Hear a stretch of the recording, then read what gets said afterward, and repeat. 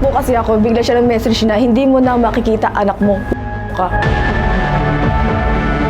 Ay, sobrang takot na takot ako kasi nga, nung nakita niya yung iPad ng anak ko na may pangalan na iba, sinaktan ako, sinunturon ako niyan. Diba sabi ko sa'yo, gusto ko maayos yung pamilya natin. Pero anong ginawa mo? Paulit-ulit mo ako sinasaktan pag may nahuhuli ako sa'yo. Hindi ka naawa sa akin. Paano ka sinasaktan? Hinahampas niya ako. Paano? Anong hinahampas sa'yo? Kahit anong mahawakan niya, hinahampasin niya ako. Tapos minsan, di ba binabatukan niya ako. Sino mang mananakit, magsasalita po ng masama, yan po ang lahat ay paglabas sa karapatan ng kababaihan sa ilalim ng Republic Act 9262 at po pwede pong maging batayan ng pagkakakulong hanggang 20 taon ng lalaki. Oh, Sir Ben, hindi ko po ginawa yung bagay na yan. pananakit mo, pagsisinturon mo, pagtutok mo ng baril. Sir. Hindi naman siguro pupunta sa amin to, dehado iiyak, gagawa-gawa ng istorya. Makapangyarihan ka, pulis ka. Naka-post dito yung word na papatayin mo eh. That's great threat. Yes. Hindi po pwede yan, baka nakakalimutan mo. Yes, sir. So wag mo akong gibain na parang pinaiikot mo ako na parang akong tanga. Hindi naman ako tanga.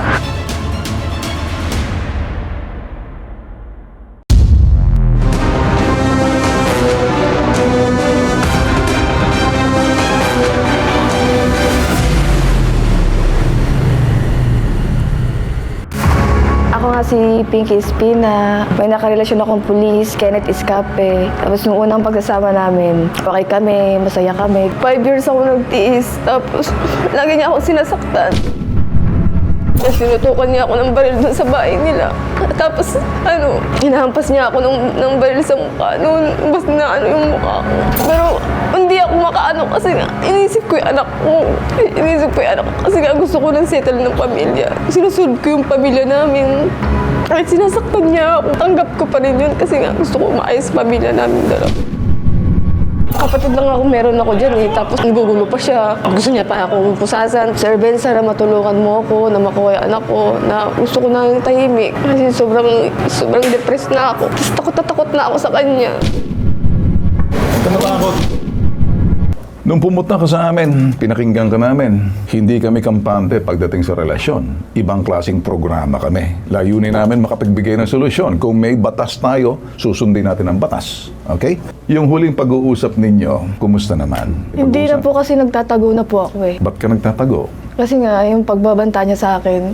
Tapos ginugulo niya yung mga kapatid ko doon. Alright, sige, tatanungin kita ngayon. Corporal Kenneth Escape, ano pong sinasabi rito na ginugulo mo sila at medyo tinututukan mo raw ng baril? Kung totoo, hindi maganda to. Babae. Ang trabaho ng police to serve and protect.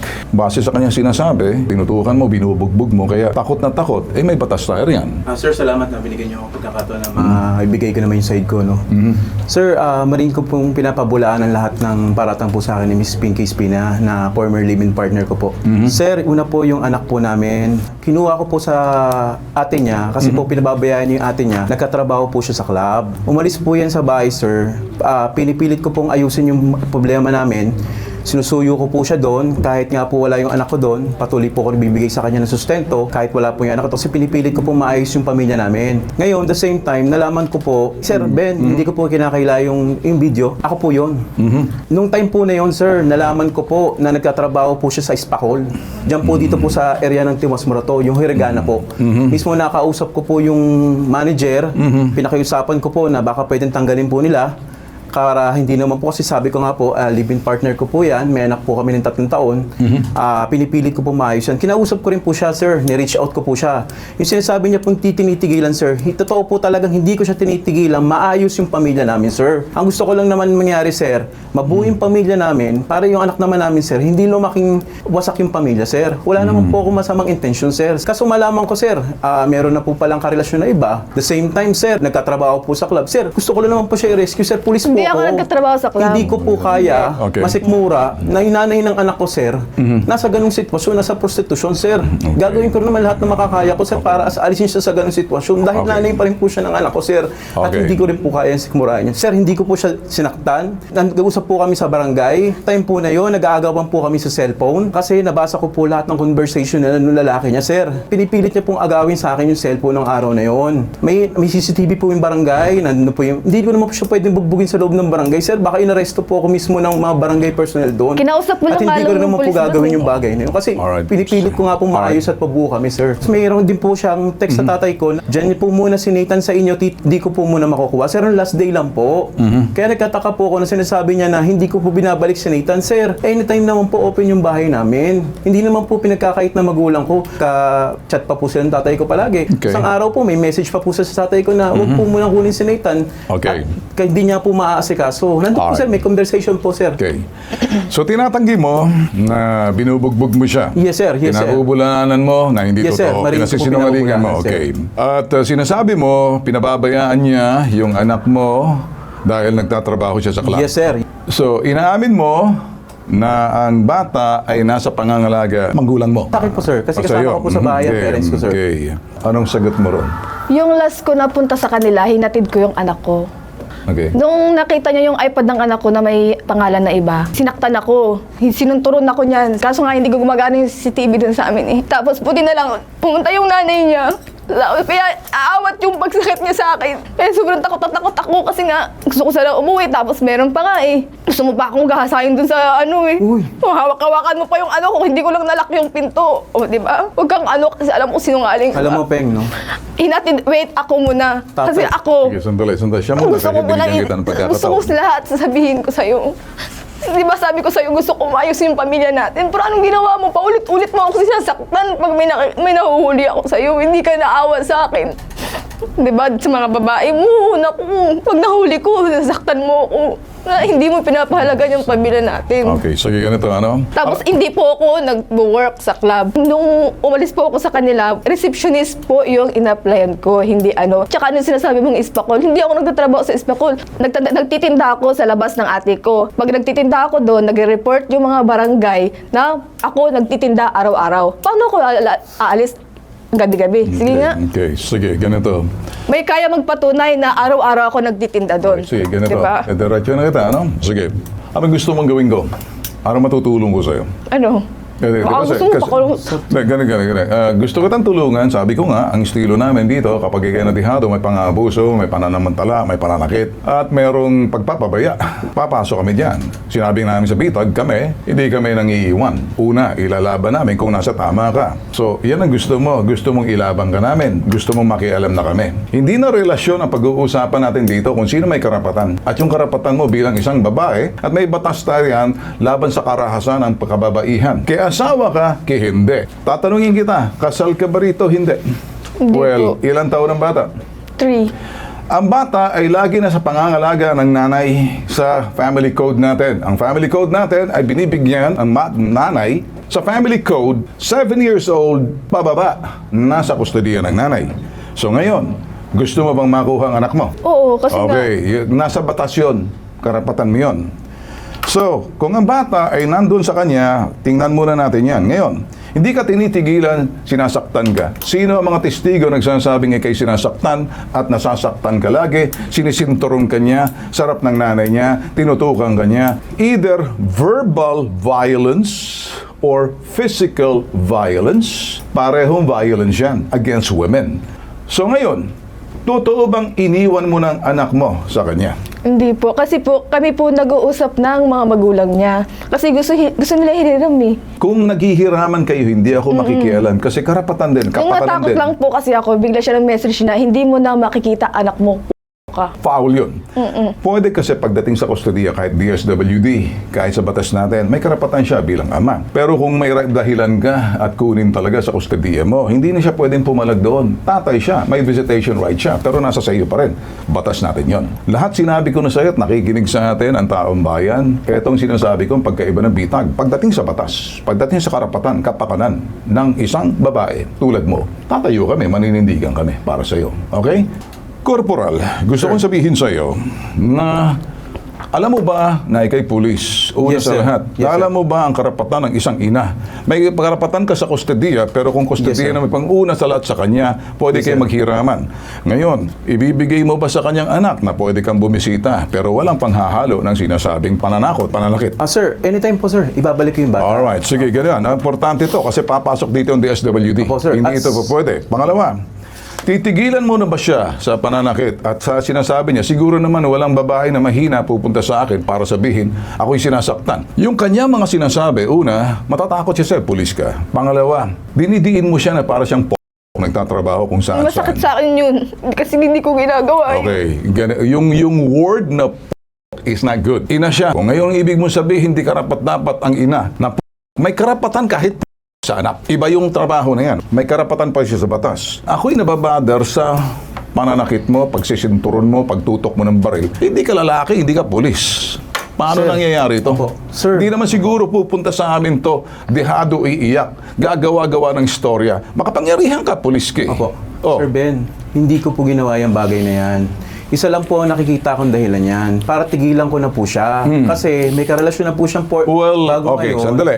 Wala kang karapatan kung iwanan ka dahil hindi kayo kasal. Yes, Hindi sir. mo siya Yes, pwedeng kontrolin dahil hindi mo naman siya asawa eh. Yes, sir. O Huwag ngayon, mo idahilan yung pinakasama ko dahil wala akong kinakasama. kaya may Wala akong kinakasama boyfriend. siya, 4, 5, 10, hanggat kaya niya, buhay niya yon. Ikaw Yes, naman, sir. may kinakasama ka, may kulasisi ka, buhay mo yan. Ang tanong dito, wala namang siguradong pagdating ng bugbugan kasi pagdating sa medical legal, abay, teka muna, meron ka bang mga ano? Opo. Meron Marami kang pong- mga pagpapakita na talagang pananakit base doon sa sinasabing yung physical injury, physical abuse na ginagamit sa'yo, maliban doon sa physical abuse, verbal violence, emotional violence, lahat ba yan makipapakita mo? Kasi pinakinggan kita eh. Pakinggan mo ako rito, ano? Paano ka sinasaktan? Hinahampas niya ako. Paano, anong hinahampas sa'yo? Kahit Pinanghahampas? anong mahawakan niya, hinahampasin niya ako. Tapos minsan, binabatukan niya ako. Binabatukan ka? Mhm. Tapos, nung marami akong pasa, minsan. Diyan ka nagpa-doktor? Hindi po. Hindi, yung ano lang, lately lang na umalis na ako. Okay, sige. Kasi nga, Okay, sige, ganito na lang. Pulis ka. Okay, Sige, ganito na lang. sige. Okay, siya ako na magsalita. Yes, Pulis sir. ka. Dito kasi, pagdating sa programa ko, nire-respeto kita bilang pulis, tsapa mo yan. Pero pagdating dito ako, boss, ako Yes, sir. ako titingin Yes, kung sir. sinong tama. May nakikinig sa atin, abogado. Yes, sir. Yes, sir. Ang nakikinig sa atin si Attorney Batas Mauricio. Ako sasabihin ko sa iyo, pulis ka. Huwag mong gagamitin ang iyong bagay na tulad ng pananakit. Eh kahit naman sa kriminal, di mo pwedeng saktan eh. Yes, sir. Yes, sir. Hindi ka pwedeng gumawa niyan. Ito pa, ina ng anak mo to eh. Yes, sir. O ngayon, para sa akin, ayaw niya na sa iyo. Lumalayo siya sa iyo, sinusundan mo. Abay, teka muna, bothered ako roon. Kung ganyan ang ginagawa mo, grave aggression ka na. Nananakit ka eh.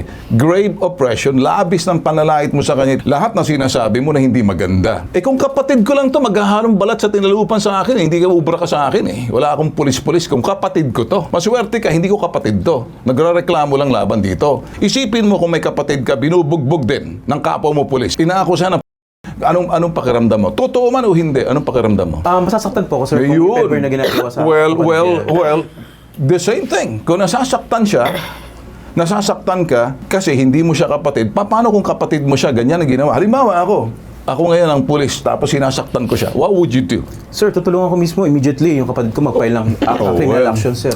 Criminal action. Ako kasi, kung ganyan ang gagawin sa kapatid ko, criminal action, pag naabutan ko, ay man ako, Mario Joseph, babaliin kong kamay. Hindi ako nagbibiro.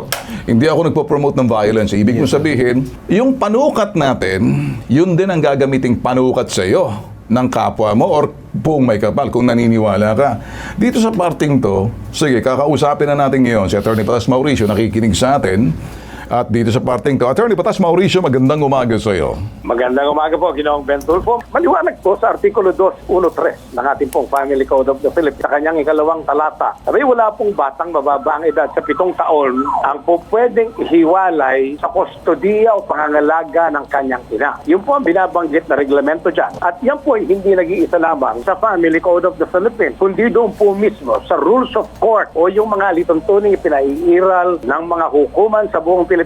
Ang batayan po dyan ay Section 6, Rule 99 ng Rules of Court. Pareho po ang sinasabi, Ginoong Ben Tulfo. Kaya hindi pwedeng alisin sa nanay yung kustodiya ng batang ang edad ay 7 years old and below. At kung magkakaroon po ng sitwasyong kinuha ng ama, kidnapping po yan. Doon naman sa pananakit, ano pong masasabi ninyo rito, Attorney Batas, para doon sa mga nakikinig sa atin para dagdag kaalaman? Maraming salamat po, Ginoong Ben Tulfo. Pangunahin po dyan, yan po ay abuso kontra babae. Hindi po mahalagang mag-asawang legal. Basta't ang importante sa Republic Act 9262, nagsama po sila bilang mag-asawa o di kaya meron po yung tinatawag na dating relationship. Kaya po itong mabibigat na probisyones ng batas kontra abuso sa kababaihan, pati po sa boyfriend, applicable. Tatakbo ng hanggang 20 taong pagkakabilanggo ang sinumang mananakit, magsasalita po ng masama o di kaya magbibigay ng anumang mabigat na danlahin sa nararamdaman ng isang babae na pagkilos ng lalaki. Yan po ang lahat ay paglabag sa karapatan ng kababaihan sa ilalim ng Republic Act 9262 at po pwede pong maging batayan ng pagkakakulong hanggang 20 taon ng lalaki. Yan ay sinasabing violence, emotional violence, financial violence, call it any violence, basta anything pertaining sa violence. Tama, attorney? Tama po yan. Anything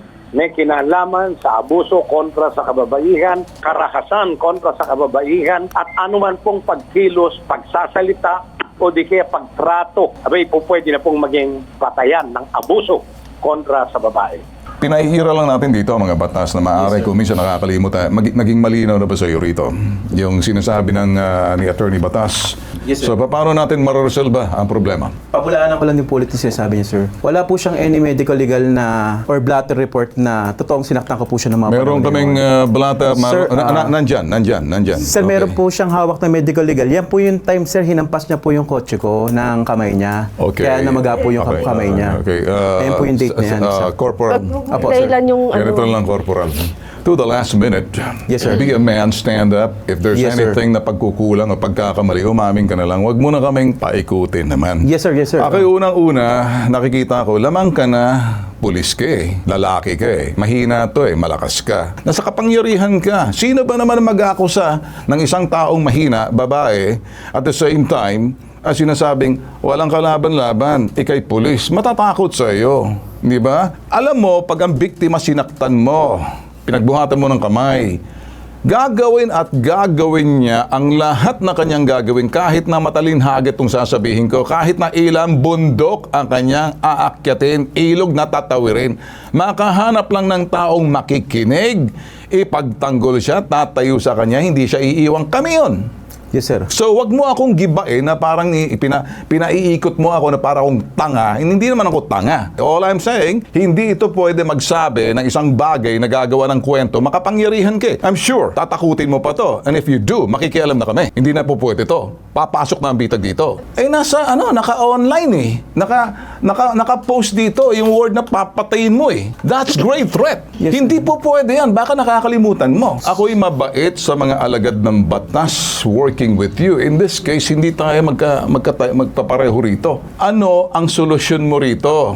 Sa linya ng telepono, si General Nartates ng NCRPO. Good morning, General Nartates, sir. Magandang umaga po, Apo Ben. Ano na pong inyong gustong iparating at anong advice nyo rito? Makikiusap ako, makikisuyo po ako sa binibini na nagrereklamo na dumulog po sa akin personally dito sa NCRPO headquarters, dito po sa Bikutan para madokumentahan po natin yan. Kasi meron po tayong batas, tama po yan yung dinidiscuss kanina na RA 9262. Yan po ay violence against women and their children at kailangan po natin protektahan at itaguyod po yan. Lalong-lalo na kung ang nabibiktima ay katulad ng binibini na sinasabi wala naman pong kasalanan or kailangan protektahan or kailangan tulungan. Lalong-lalo na ang involved ay pulis ko na naman dito sa NCRPO. Kailangan po natin disiplinahin at dapat nga pulis ang nagproprotekta sa mga batas na ganyan. Ngayon, ang advice ko nga doon sa pulis, kung ako makakaharap yan, ilayo niya na yung sarili niya at pagkakataon, kung hindi sila magkasundo, pagkakataon na ayusin niya yung sarili niya at itaguyin niya yung sarili niya such that maprotektahan yung bata. Yung bata na lang pag-uusapan natin. Kasi hindi niya maayos yung pamilya niya o hindi niya maayos yung relasyon niya, hindi niya maayos yung bata paglaki kung hindi niya maayos yung sarili niya. Okay. I agree with you, General, 1,000%. Maraming salamat po. Ayoko nang may solution na tayo. Sinabi mo, titigilan mo na siya. Yes, sir, Ben. Hindi mo na Apo. guguluhin, hindi mo na sasaktan. Apo. Doon na lang ako. Huwag na maulit muli ito. bilang part ng solusyon. And ikaw at saka si General Martates, mag-uusap na lang muna siguro kayo. Ikaw naman, dadalhin ka namin kay General Martates. At doon, bilang parang ama mo na rin yun. Magsabi ka lang ng totoo. Walang labis, walang kulang, walang dagdag, walang bawas. Okay? May karapatan ka at kinakampihan ka sa karapatan mo bilang babae, bilang isang babae.